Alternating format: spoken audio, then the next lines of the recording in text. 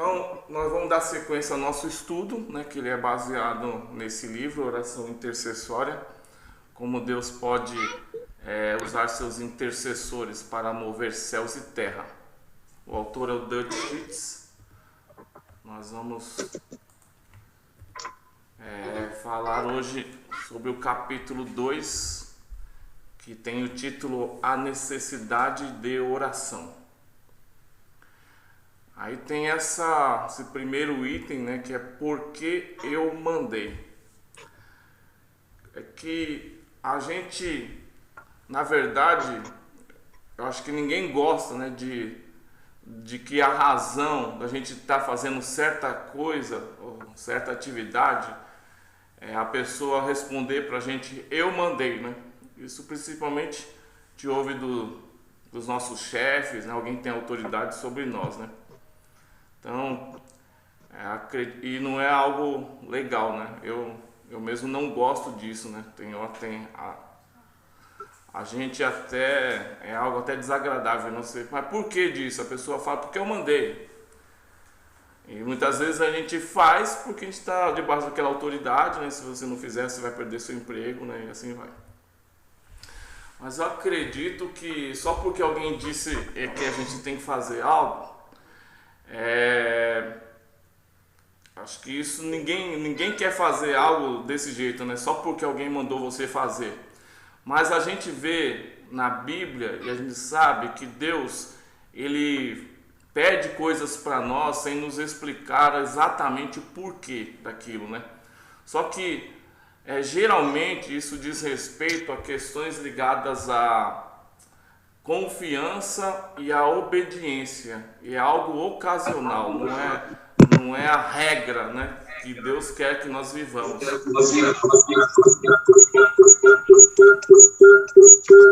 dando um eco, né? Travou aqui. Por quê? Nós não somos robôs, né? Nós somos pessoas, né? A gente não é que nem um robô que ele é programado para nunca perguntar o porquê. E Deus mesmo, ele não vai exigir de nós uma atitude assim, né? Que a gente seja levado às cegas, que a gente faça as coisas sem saber o que está fazendo. A própria Bíblia fala que o nosso culto é racional, então o nosso culto é com o entendimento. E por isso mesmo que ele nos deu uma Bíblia, e essa Bíblia ela é repleta de respostas aos porquês da vida, né? Mas a pergunta que nós estamos interessados aqui e queremos responder nessa noite é por que eu devo orar? E não é no simples sentido, né, da necessidade de orar, porque eu tenho alguma necessidade, né? Porque quando a gente tem uma necessidade, a gente sabe por que a gente está orando. Mas eu estou falando no sentido da soberania de Deus. Porque eu tenho que entender se as minhas orações elas têm alguma importância. Se orar é realmente importante. Porque dentro da soberania de Deus, ele não vai fazer o que ele quer, do jeito que ele quer e quando ele quiser. E a gente entende que a maioria das pessoas elas têm esse entendimento, ainda que de forma inconsciente. E por isso a vida de oração delas está do jeito que está. E por isso eles têm essa vida de oração ou não têm vida de oração, né? Então isso mostra, né, como está a vida de oração dessa pessoa. A questão quando eu oro, as minhas orações elas podem realmente mudar as coisas, mudar as situações. A questão Deus, ele precisa que eu ore ou ele quer que eu ore? Eu realmente preciso orar ou eu só estou cumprindo um protocolo, né? Uma exigência que no final não vai mudar nada, porque Deus vai fazer sempre do jeito dele, então eu só estou fazendo um exercício religioso, né? Então muitas pessoas elas podem argumentar dessa forma, que Deus ele não precisa de nada, nem mesmo das nossas orações. Mas a questão é, será que a vontade de Deus ela pode ser frustrada de alguma forma se eu não orar? Muitas pessoas diriam que esse é um tema até herético, né? Levantar uma questão dessa, né? Eu vou impedir o plano de Deus, a vontade de Deus se eu não orar? Será que isso é possível? Só que essas questões, elas merecem respostas.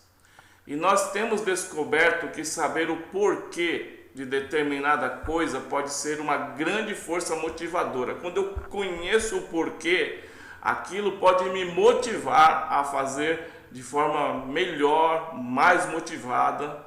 Então, é interessante sim, nós sabemos o porquê que nós temos que orar, né? E o contrário também é verdade.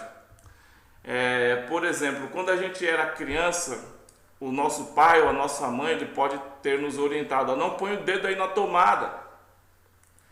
Aí muitos curiosos foram lá e colocaram o dedo na tomada, aí tomou o primeiro choque. Agora sim, agora eu sei que meu pai estava certo. Agora eu sei por que eu não tenho que pôr o dedo na tomada, por que eu não tenho que pôr a mão no fogo, né? Porque queima, né?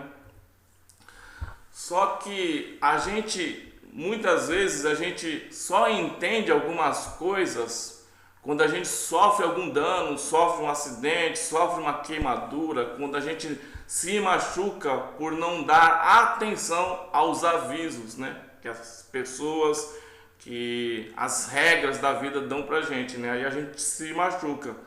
Aí nessa questão que a gente quebra a cara, a gente aprende. Alguém disse: errar é humano, repetir o erro é estupidez.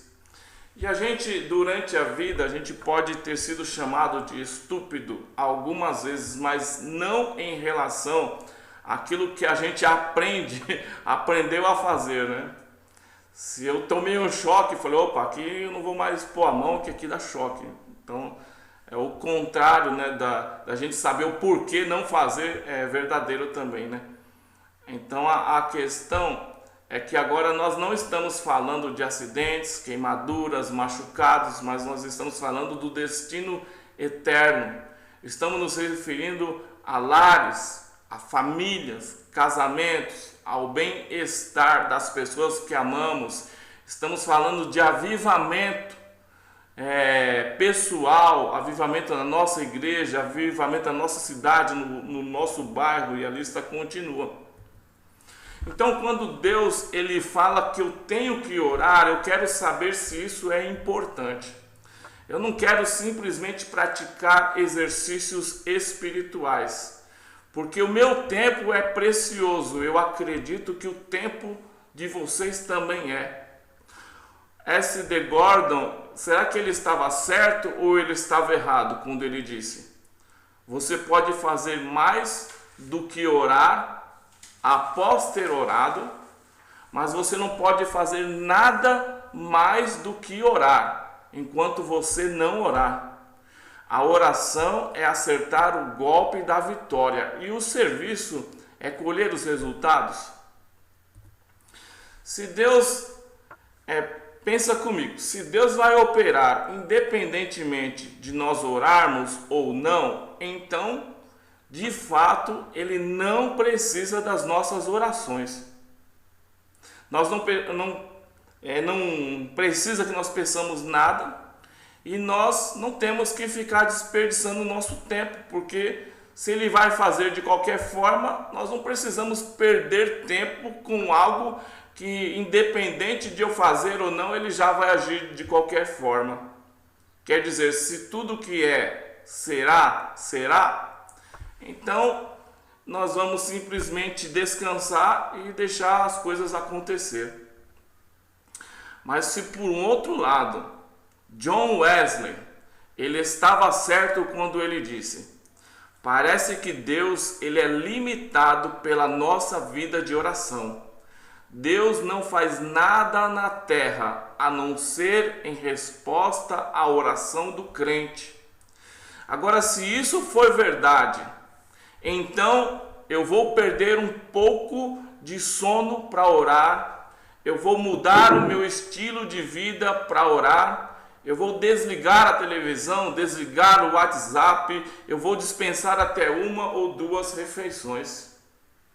Eu preciso saber se as pessoas que foram estubadas é porque nós oramos. Eu preciso saber se a minha prima, ela recuperou a visão porque eu orei. Eu preciso saber se as minhas orações fazem diferença entre céu e inferno na vida de uma pessoa.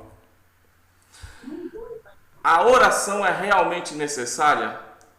A verdadeira questão é, um Deus soberano e todo-poderoso, ele precisa do nosso envolvimento ou não? A oração é realmente necessária? Se ela é necessária, por que ela é necessária? Eu creio que a oração é necessária. Nossas orações, elas podem causar um avivamento, elas podem trazer cura na vida de uma pessoa. Nós podemos mudar uma nação através da oração. As fortalezas, elas podem cair quando e por que nós oramos. Eu concordo com o que o M. Baldes disse. Ele disse o seguinte: Deus trata o mundo através da oração. Quanto mais oração houver no mundo, melhor o mundo será. Mais poderosas serão as forças contra o mal. As orações dos santos de Deus são o estoque de capital no céu, através do qual Deus executa a sua grande obra sobre a terra. Deus condicionou a própria vida e a prosperidade de sua causa à oração. Isso é forte. E nós podemos dizer que eu concordo totalmente com ele e eu quero compartilhar com você porque eu creio nisso. E eu acredito que se você concordar comigo nisso, você irá orar mais e, além disso, provavelmente você irá orar com mais fé. A sua oração, ela terá mais eficácia e alcançará maiores resultados. Então, a nós entendermos o porquê, nós vamos dar uma olhada no plano original de Deus. A resposta à pergunta por que a oração é necessária, ela se encontra no plano original de Deus quando ele criou Adão. A gente olhar para a vida de Adão, né? O modo como Adão foi criado, a gente pode imaginar que Adão, ele deve ter sido muito majestoso. E agora, depois desse estudo, vocês podem ter o entendimento de que ele era totalmente majestoso. O nome Adão, ele significa homem ou ser humano. Em outras palavras, Deus fez um homem e o chamou de homem. Deus fez um humano e o chamou de humano. Deus fez um Adão e o chamou de Adão. De fato, na Bíblia, no original hebraico, sempre que você encontra a palavra homem, no original hebraico a palavra é Adão, igual a nossa palavra em português. A razão de mencionar isso é simplesmente para dizer que Adão, ele representa todos nós. Então, o que Deus ele planejou para Adão, na verdade, ele planejou para toda a raça humana. E então, qual que era a intenção de Deus? Inicialmente, nós vamos ver que ele deu a Adão e Eva e aos seus descendentes o domínio sobre toda a terra, sobre toda a criação, como nós vemos em Gênesis capítulo 1, de 26 a 28. Então disse Deus: façamos o homem à nossa imagem, conforme a nossa semelhança, domine ele sobre os peixes do mar, sobre as aves dos céus, sobre os grandes animais que se movem rente ao chão. Criou Deus o homem, à sua imagem o criou. Deus os abençoou e lhes disse: sejam férteis e multipliquem-se, encham e subjuguem a terra, dominem sobre os peixes do mar, sobre as aves do céu e sobre todos os animais que se movem sobre a terra. O Salmo 8, de 3 a 8, também fala sobre isso, né? Ele fala que Deus criou o homem um pouco menor do que os anjos, ele o coroou de glória e honra, e ele fez que o homem dominasse sobre as obras das mãos de Deus, e colocou aos pés do homem tudo, né? O domínio, para que ele dominasse nesta terra. Então todos os rebanhos, manadas, até os animais selvagens, os peixes do mar, tudo que percorre a vereda dos mares. Então, Adão, na verdade, ele era o representante de Deus na terra. A palavra hebraica machal, traduzida por domínio no versículo 6 do Salmo 8, indica que Adão e, consequentemente, seus descendentes, que somos nós, ele era o gerente de Deus aqui, o mordomo, o governador de Deus. Adão, ele era o mediador, intermediário ou representante de Deus na terra. E o Salmo 115:16 também confirma isso, que fala que os mais altos céus pertencem ao Senhor, mas a terra ele confiou aos filhos dos homens. Aqui,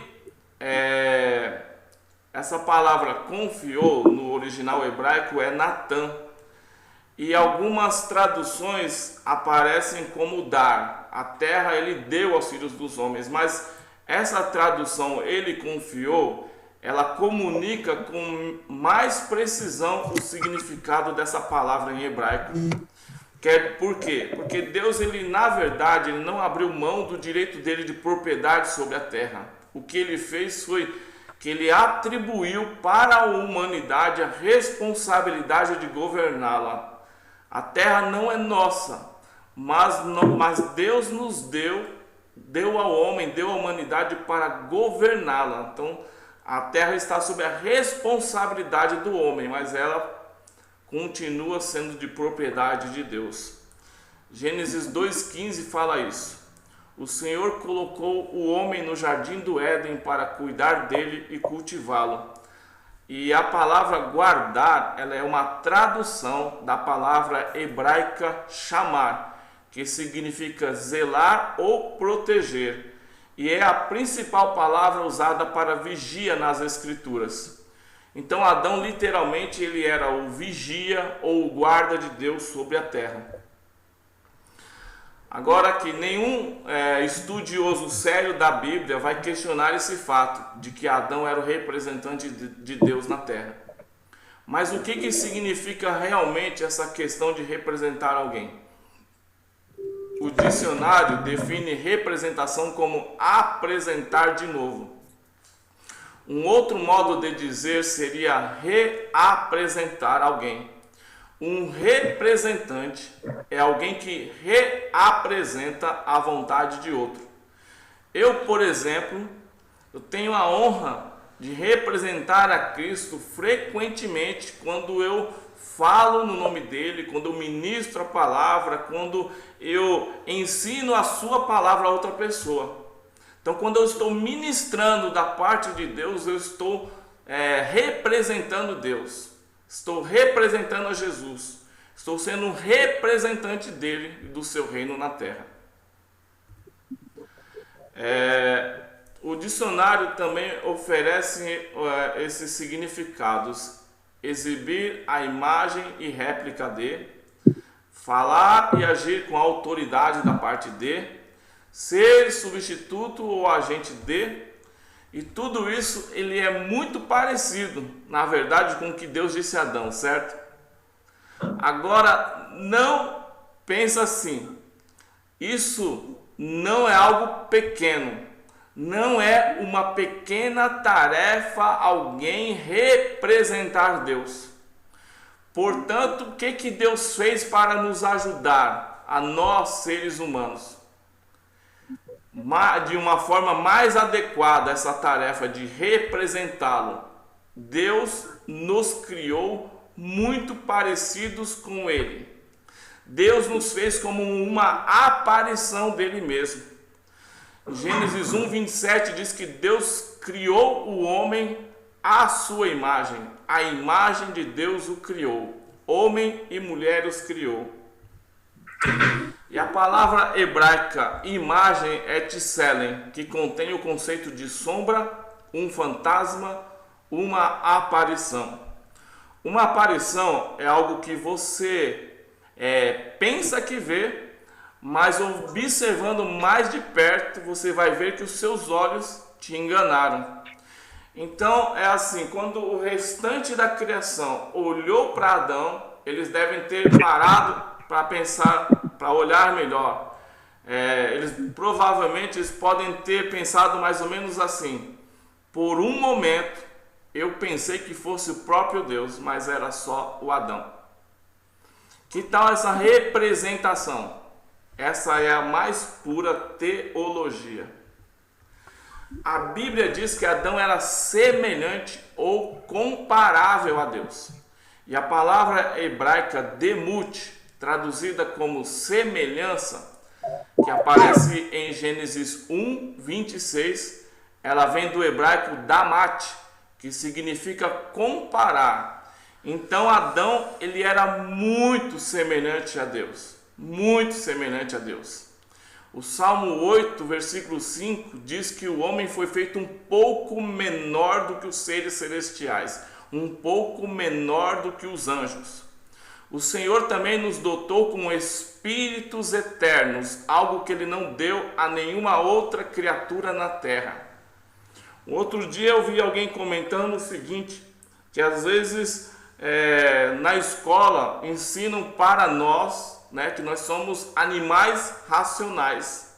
Só que segundo a Bíblia, os animais eles foram criados no 5º dia. E o homem, Deus criou no 6º dia. E para os animais eles foram feitos alma vivente. Só que em nós Deus deu algo muito especial. Ele soprou em nós o seu espírito e nos tornou parte dele mesmo. Ele soprou para dentro de nós da sua própria essência. Nenhuma outra criatura na terra tem dentro dele, soprado dentro dele, vivendo dentro dele a essência de Deus. Por isso nós temos um espírito que se comunica direto com Deus. E no mesmo versículo está escrito que a humanidade, nenhuma outra criatura, a humanidade foi coroada com a glória de Deus. E considerando a teologia profunda, a definição da palavra hebraica kabod, que é traduzida como glória, significa literalmente pesado ou importante. Isso naturalmente está ligado ao conceito de autoridade, de responsabilidade também. Hoje, quando nós nos referimos que alguém carregou muito peso, que alguém está cheio de autoridade, nós utilizamos essa figura também. Adão então carregou peso sobre a terra. Eu não sei quanto ele pesava, mas ele era pesado. Ele representava Deus com plena autoridade. Ele era o responsável por tudo que acontecesse aqui na terra. A palavra grega para glória é doxa. E essa palavra ela é muito reveladora. Ela envolve o conceito de reconhecimento. Mais precisamente, é ela que faz com que algo ou alguém seja reconhecido pelo que ele realmente é. Quando nós lemos na Bíblia que a humanidade é a glória de Deus, 1 Coríntios 11:7, ali está dizendo que Deus foi reconhecido nos seres humanos. Por quê? Para que os seres humanos pudessem representá-lo com perfeição. Então, quando a criação olhou para Adão, eles pensavam que estavam vendo o próprio Deus. E de fato, a criação reconheceu reconheceu Deus em Adão. Isso é, até que Adão pecou e foi destituído da glória de Deus. Eu tenho por mim, um entendimento meu pessoal, que Adão e Eva, a vestimenta deles era a glória de Deus. E quando eles pecaram, eles foram destituídos da glória de Deus. Porque só depois que eles pecaram é que eles perceberam que eles estavam nus. Por que eles não perceberam isso antes? Porque a glória de Deus é quem os cobria. Então eles eram revestidos da glória de Deus, ou vestidos, ou a vestimenta deles era a própria glória de Deus. E Deus, então, ele não pode mais ser reconhecido na humanidade caída por causa do pecado. Mas nós podemos e devemos ser transformados de volta à imagem de Deus com glória cada vez maior. 2 Coríntios 3:18. Eu vou até ler esse versículo aqui na minha Bíblia. 2 Coríntios 3:18.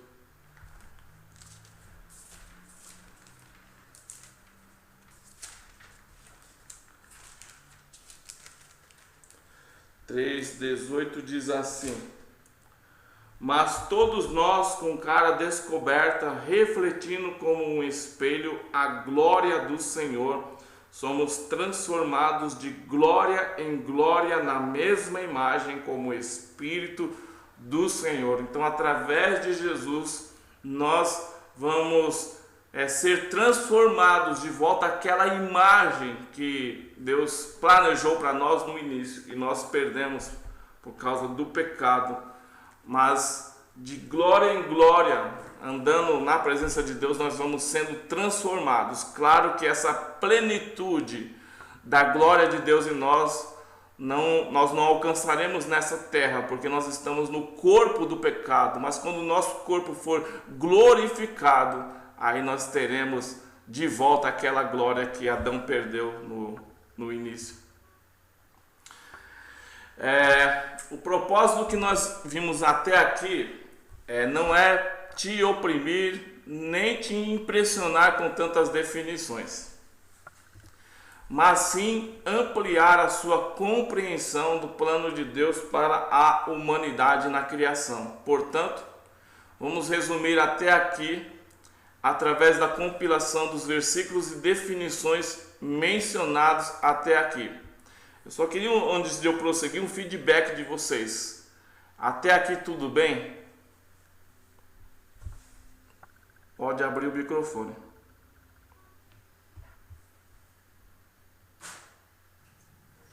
Tudo bem. Sim, tudo bem. Pode prosseguir então. Então vamos prosseguir. Fiquei impressionado com esse negócio. Super legal. Eu vou precisar da gravação. Eu tinha pensado nesse negócio que a roupa deles podia ser a glória de Deus. Nunca tinha pensado nisso. Essa é uma teologia minha. Vamos para frente.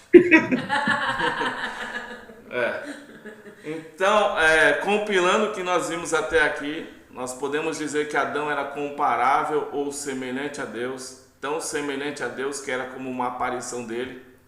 Deus foi reconhecido em Adão, que queria dizer que Adão carregava o peso aqui na terra, da responsabilidade, de autoridade aqui na terra. Adão representava a Deus, apresentava novamente a vontade divina sobre a terra. Adão era o governante, o administrador de Deus aqui. A terra era a atribuição de Adão e ela estava sob os cuidados e sob a responsabilidade de Adão. Ele era o vigia, o guardião. Como as coisas andavam aqui no planeta Terra, se bem ou mal, dependia de Adão e da sua descendência. Agora pense nisso. Se a Terra permanecesse um paraíso, seria por causa da humanidade. Se as coisas andassem mal, seria por causa da humanidade. Se a serpente jamais adquirisse o controle, seria por causa da humanidade. A humanidade estava realmente com toda a responsabilidade.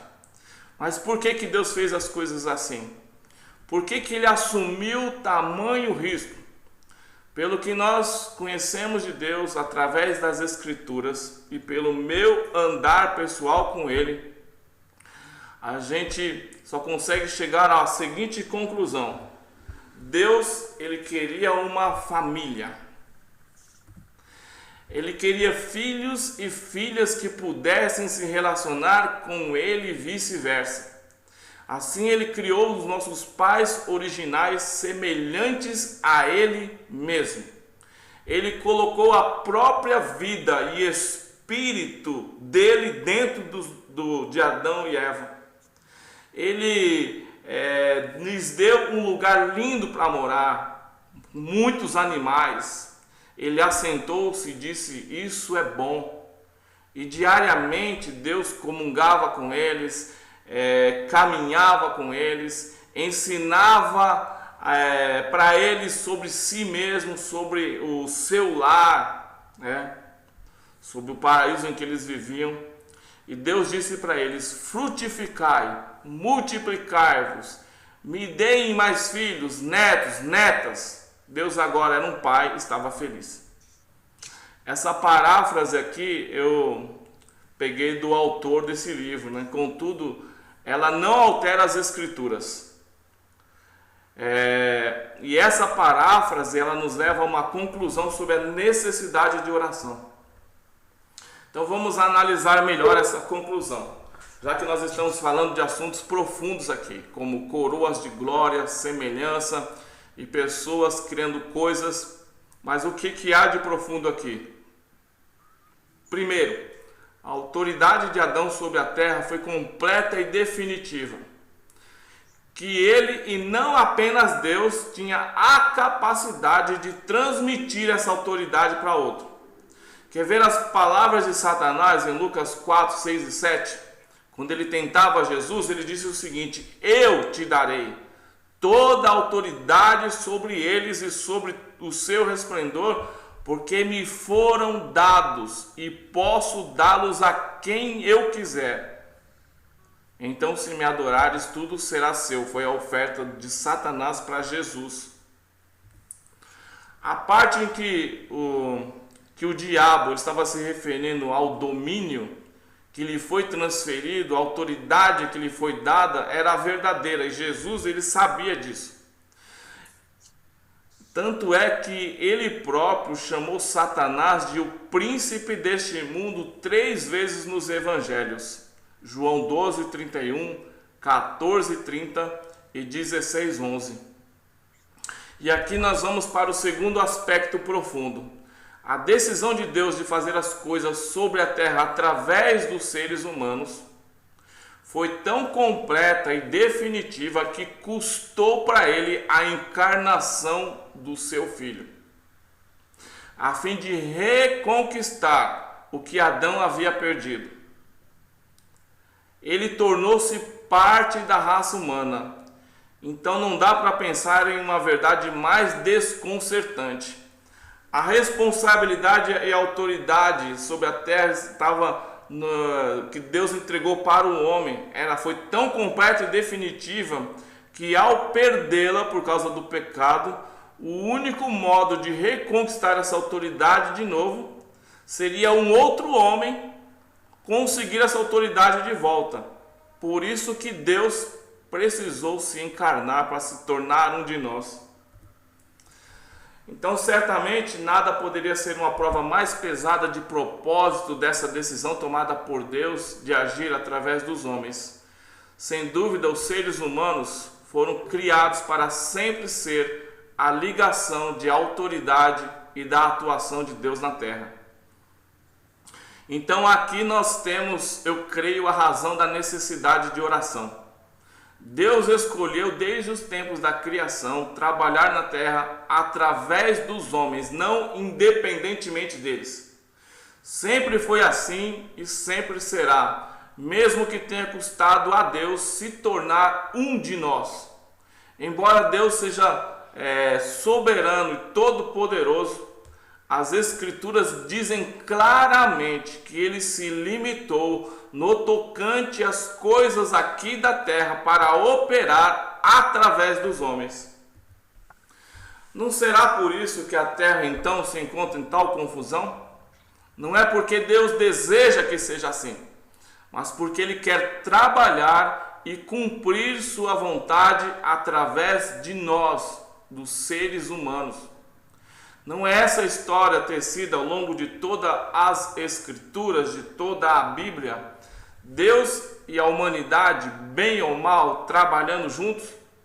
Deus precisando de homens e de mulheres de fé, precisando de uma raça através da qual Ele pudesse agir, precisando de profetas, de juízes, de um Messias humano, Deus precisando de mãos humanas para curar, vozes humanas para falar e pés humanos para ir.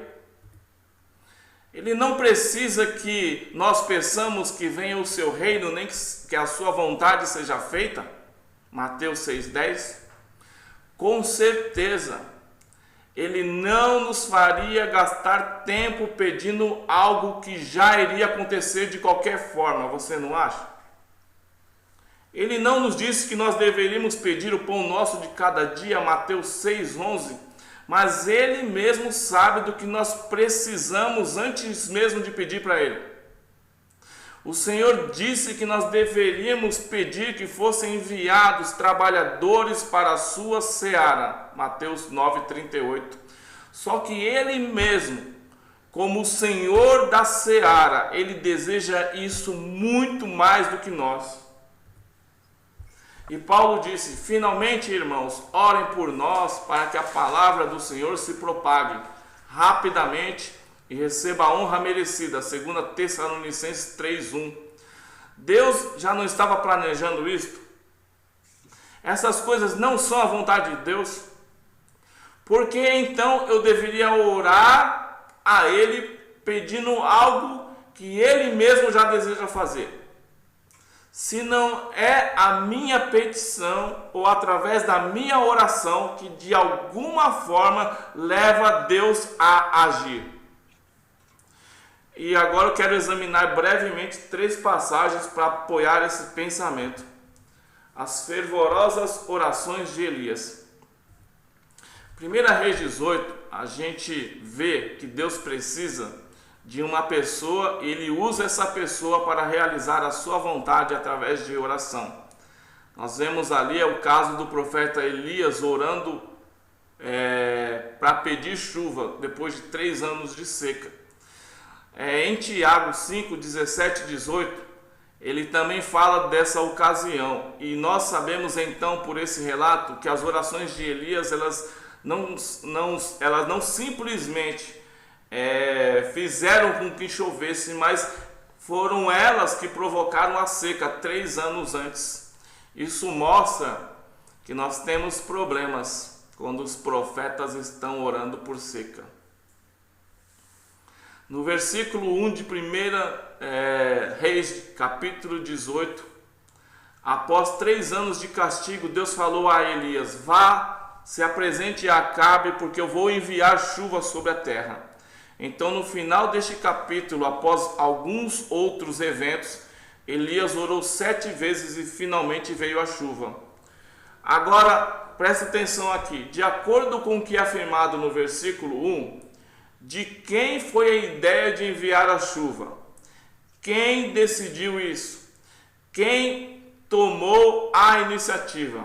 A resposta foi Deus, não foi Elias. Partiu de Deus. Agora, então pensa assim, se essa era a vontade, a ideia e o tempo de Deus, por que foram necessárias as orações desse homem para que houvesse chuva? Na Bíblia mostra que Elias ficou na mesma posição que uma mulher dava à luz, naquela cultura simbolizando um conceito de oração que dá à luz. Por que Elias teve de orar 7 vezes? 7 é o número bíblico da perfeição.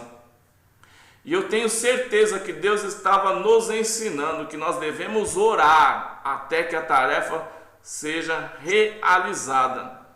Isso foi o que nós comentamos na quinta-feira com a Rosângela, né? Que nós continuamos perseverando até que ela sentisse o toque de Deus, e ela sentiu o toque de Deus e ela começou a movimentar o ombro, né? O braço dela, e foi algo que deixou a gente bastante impressionado, né? Então esse é um exemplo disso daqui.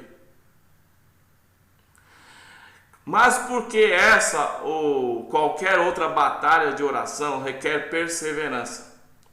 Quando já era a vontade, a ideia e o tempo de Deus. Por que será, hein? E finalmente, as orações de Elias realmente produziram chuva, ou foi simplesmente por coincidência que quando ele estava orando, Deus enviou a chuva? Será que foi coincidência? Só que na carta de Tiago, ele responde a essa pergunta assim: a oração fervorosa e eficaz desse homem fez parar a chuva e a trouxe novamente. Ela diz o seguinte: Elias era um homem como nós. Ele orou fervorosamente para que não chovesse, e não choveu sobre a terra durante 3 anos e meio. Orou outra vez, e os céus enviaram a chuva, e a terra produziu os seus frutos. Tiago 7, 5 e 17. Então a única resposta à pergunta por que Elias precisou orar é simplesmente porque Deus escolheu trabalhar através das pessoas. Mas quando é o propósito de Deus, o próprio Deus que toma a iniciativa de alguma coisa, desejando ardentemente fazê-la, Ele ainda precisa que nós peçamos a Ele, mesmo que seja que Ele deseje fazer, Ele ainda precisa que nós peçamos a Ele, porque Ele se limitou a si mesmo para agir aqui na terra, através das nossas orações. O Andrew Murray, ele disse, fala sucintamente dessa necessidade de pedir. O dar de Deus, ele é inseparavelmente ligado ao nosso pedir. Quer dizer que apenas pela intercessão é que o poder é trazido dos céus e capacita a igreja a conquistar o mundo. Precisamos orar. Agora, quanto à necessidade de Elias perseverar, nós vamos deixar isso para um outro momento, para um outro dia. Mas vamos deixar isso mais para frente, mas por hora é suficiente dizer que eu creio que as nossas orações, elas são muito mais do que uma simples petição ao Pai. Eu tenho me convencido disso em algumas situações que liberam porções cumulativas do poder de Deus, até que seja suficiente para Ele realizar a sua vontade. Falar um pouco de Daniel rapidamente. Um outro exemplo que sustenta nossa premissa sobre a absoluta necessidade de oração é encontrada na vida de Daniel. A gente vê que no ano 606 a.C., o povo de Israel, ele foi levado cativo por uma outra nação devido ao pecado da nação. E anos mais tarde, quando a gente lê o capítulo 9 de Daniel, a gente vê que ele estava lendo o livro do profeta Jeremias. E Daniel, ele descobriu uma coisa. Ele descobriu que o cativeiro deles estava no tempo, estava para acabar. Estava acabando o tempo do cativeiro deles. Porque o Jeremias, ele não só profetizou sobre o cativeiro, mas ele profetizou também a duração do cativeiro, que eram 70 anos. E só que o interessante é que Daniel, quando ele descobriu isso, que o cativeiro deles estava acabando, ele fez algo muito diferente do que a maioria de nós faria. Quando a gente recebe, por exemplo, uma promessa através de uma profecia, que vai haver um avivamento, que nós vamos receber cura, nós vamos receber uma bênção, uma restauração, a nossa tendência é, bênção, glória a Deus. Então nós vamos esperar passivamente pelo cumprimento daquela palavra profética. Só que Daniel, ele não fez assim. Parece que Daniel sabia de algo a mais. De algum modo ele compreendia que Deus precisava do seu envolvimento, porque ele disse: por isso me voltei para o Senhor Deus, com orações, com súplicas, em jejum, em pano de saco e cinza. Daniel 9:3. E diferente do caso de Elias, nenhum versículo no livro de Daniel diz especificamente que Israel foi restaurado por causa das orações de Daniel.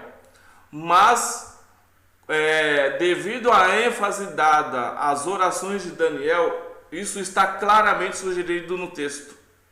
Sabemos que o anjo Gabriel, ele foi enviado imediatamente depois que Daniel começou a orar.